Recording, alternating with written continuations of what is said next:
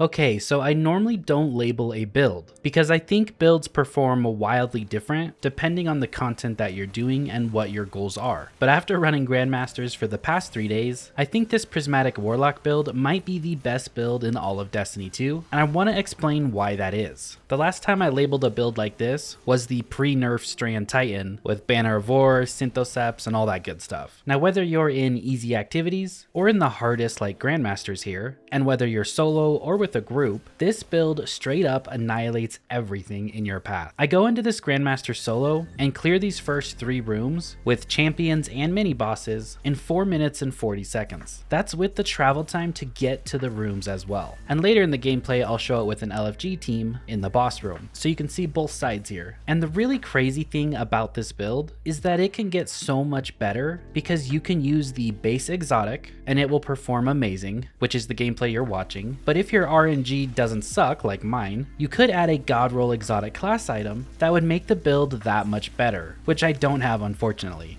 Now I'm just over here waiting for all the comments telling me you guys have all the god rolls, and it's gonna make me feel so much worse over here. You have the best super in the game with Song of Flame right now, and you get it in less than a minute with ease. You have the best Transcendent form, since our grenade is essentially a beefed up Dustfield grenade that's easy to throw and land, and shines in endgame content because it can stun overloads and unstoppables, and can just lock down champions and areas for your team. We can also get our Transcendent form in less than 10 seconds, thanks to our exotic weapon choice and the outgoing damage that we're dealing all at the same time. And then to top it all off, at base for the Prismatic Warlock you have 3 melee charges, right? When we're Transcendent, you can basically throw them out infinitely because of the quick recharge time, and then in our super we have infinite melees as well, which is the beefed up incinerator snap that shoots out like 8 projectiles, and we're buffing all of these melees at the same time no matter what form you're in or which one you're using. Now your ability rotation and how we take advantage of a ton of passive damage is what makes this build shine, because how much damage you deal is what will recharge our Transcendent and our super so fast for us. So make sure to get this part down if nothing else. Our melee ability is Arcane Needle, and when you throw this out, it'll activate the Unravel debuff on enemies and spread it to enemies when you damage that enemy. Now Unravel alone is a ton of passive damage and dark damage to help build our dark meter. And again, when you're in Transcendence form, you can throw these out left and right. For our class ability, we add in Phoenix Dive, and we're pairing that with the Hellion aspect. This allows us to create that solar mortar. It's going to launch projectiles, deal a ton of damage, scorch enemies for even more damage, and eventually cause ignitions for even more damage. So now you have your Unravel passive damage from the melee and your Hellion passive damage. Then we add in Storm Grenade. Storm Grenade will allow us to become amplified,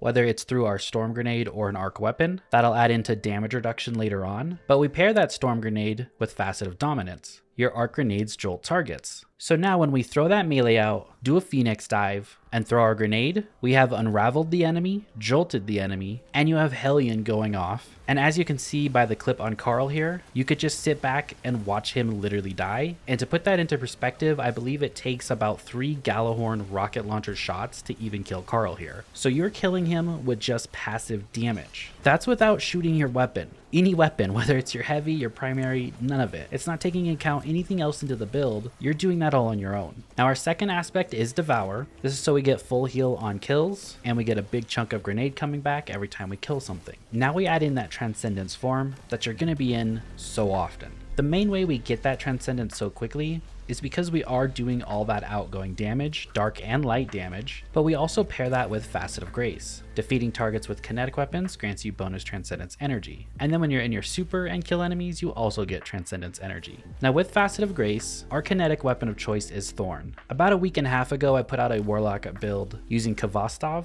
Well, this build basically takes that to the next level. Thorn is Overload, and unfortunately Kvostov is not anything this season as an auto rifle. So Thorn is Overload at its base, it does great damage, and it actually refills our Transcendence quicker. I don't know why, but for some reason hand cannons and the outgoing damage that they do refills that bar even quicker on both sides. And then when you do get a kill, even faster with Facet of Grace. I don't know if it has something to do with the damage per bullet when it hits the target. Maybe someone can answer that. And Thorn is so strong when you pair it with Soul Devourer and start picking up those remnants that leave behind when you kill things. So Facet of Grace was our first fragment. Our second is Facet of Ruin. This increases the size and damage of the burst of stasis and increases our solar ignitions. So the solar ignition part is for our super Song of Flame. You're going to be setting off a ton of ignitions with that, and also for the ignition from our Hellion aspect that'll be going off left and right. And then for the stasis part, that's also for that slow field that happens with the transcendent grenade called Freezing Singularity. And then when something does freeze and shatter, bonus damage, right? Also, speaking of that grenade,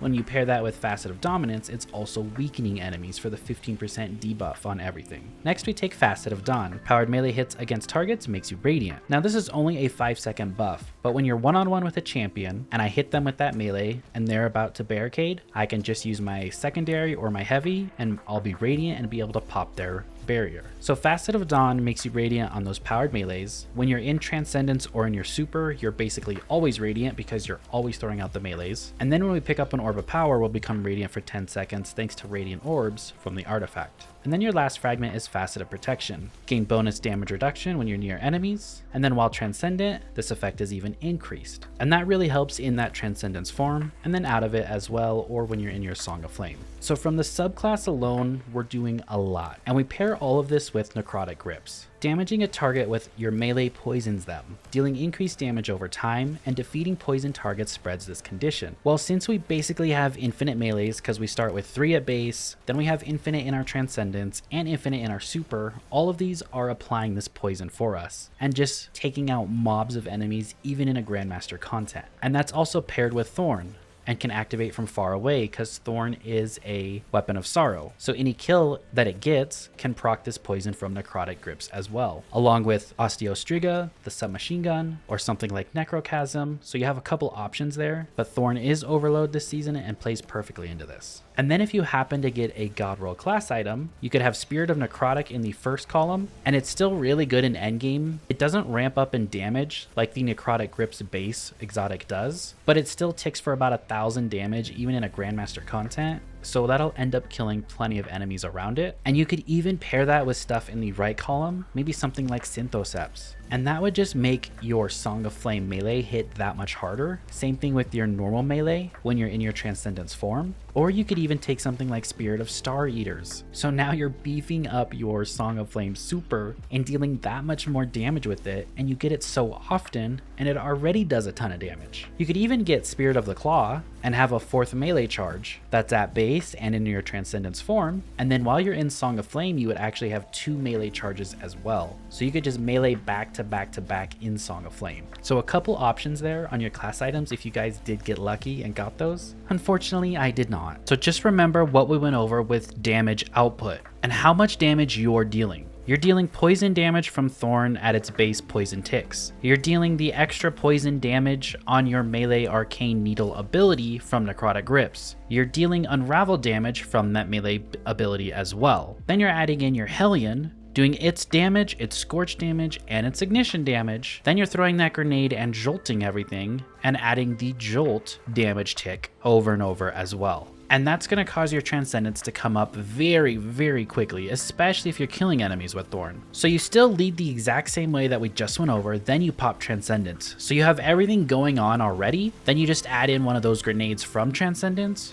throw another melee ability out, hit your Phoenix Dive again, and just keep doing that loop. As soon as you're out of Transcendence, you will have that super available. You pop that Song of Flame super and go to town. Your melee hits like a truck because it's going to apply the poison to anything it hits, and it can spread out and hit a lot of enemies. Your grenade hits like a truck. Make sure to have your Phoenix Dive activated, so Hellion's also going off while you're in your super. And then as soon as you come out of that super, well, since you've already used your Transcendence, your light bar will be almost filled already with Transcendence, and you can easily make up that dark bar from your melee ability with Unravel and from Thorn alone because of the outgoing damage that Thorn does. So when you come out of that super, you should be able to be popping Transcendence again easily within like 10 seconds as long as you're just dealing that overall damage. So hopefully that makes sense, and I got my point across about the outgoing damage that you're doing at one time is what's going to fuel your Transcendence and your super Song of Flame, that you can just rotate back and forth through those and just take out everything in your path. Now, I've rambled on long enough about this build. I normally don't make my videos this long, but I wanted to get my point across of what's going on that makes it so strong and why I think it is the best Warlock build right now for me. And I've ran a lot of different builds and I tested a lot of different things. You guys obviously might think differently. You might think something is stronger than this, or it just fits your playstyle better. And that's perfectly fine. So just make sure to keep the comments clean, okay? Let's all not go at each other's necks here. Now for the mods on the build and the artifact mods, down below will be a Mobalytics link right at the top of the description. Just click on that. It's a very nice build page for you. It has the mods in it and the artifact mods. You can just hover over them and view them very nicely, as well as the aspects and fragments, just in case you need a reminder of things. And make sure to heart that build and make it one of your favorites over there. Thank you so much for watching. I really appreciate it, and I'll see you guys all in the next video. Have a great rest of your day.